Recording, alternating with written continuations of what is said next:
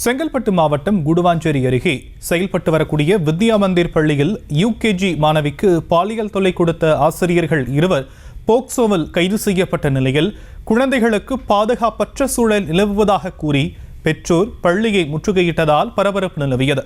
விவரங்களை முடிய செய்தியாளர் கந்தன் வழங்க நாம் கேட்கலாம். கந்தன், முழு விவரங்கள். வணக்கம் ஷாம்.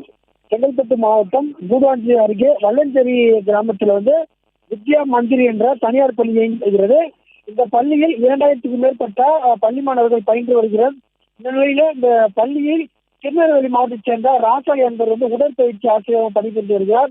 அதே போல காயஸ்குமார் என்பவர் மியூசிக்கல் டீச்சராக பணிபுரிந்து வருகிறார்.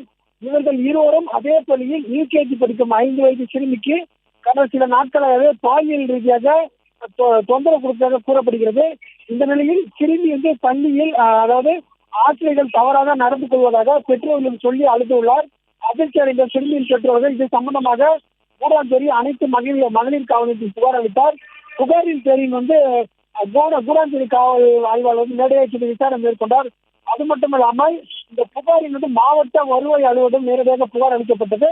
புகாரின் பேரில் கூடாஞ்சேரி காவல் ஆய்வாளரும் அதே போன்று மாவட்ட வருவாயாளர் நேரடியாக பள்ளிக்கு சென்று விசாரணை மேற்கொண்டார். விசாரணையில் இந்த இருவரும் இது போன்ற பாலியல் செய்துள்ளதாக தகவல் வெளியாகிறது. அதன் பேரில் இந்த ராசாயா மற்றும் காயஸ்குமார் ஆகியோர் பேரில் போக்சோ சட்டத்தில் கூடாஞ்சேரி காவல்துறை வழக்கு பதிவு செய்து சிறையில் அடைக்கப்பட்டனர். இந்த நிலையில 5 வயது பள்ளி சிறுமிக்கு இந்த மாதிரி தொந்தரவு கொடுத்த ஆசிரியர் மீது உடனடியாக நடவடிக்கை எடுக்காத அந்த பள்ளியை அந்த பகுதியை சேர்ந்து அதாவது அந்த பெற்றோர்கள் 300க்கும் மேற்பட்டவர்கள் பள்ளியை முற்றுகிட்டார்.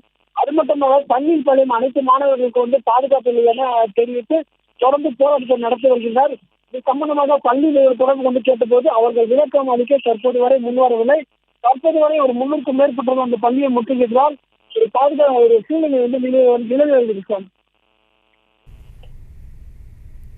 தற்போதைய விவரங்களுக்கு நன்றி கந்தன். செய்திகளை உடனுக்குடனும் துல்லியமாகவும் தெரிந்து கொள்ள சப்ஸ்கிரைப் பண்ணுங்க.